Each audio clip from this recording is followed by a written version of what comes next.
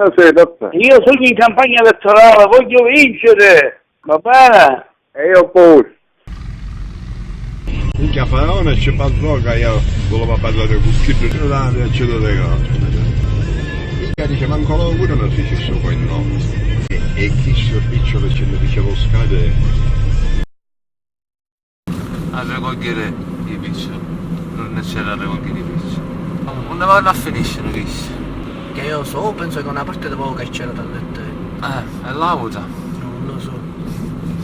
E allora continuai a essere una paetta carcerato e una paetta, l'auto paetta annuata. Fate unica cassa.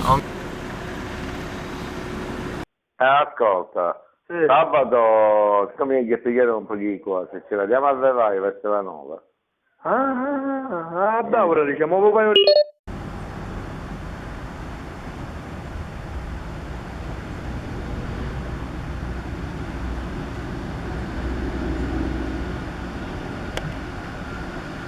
Basta che era più buona Charity. Ecco fa un sì. Sì, vedi che devo fare.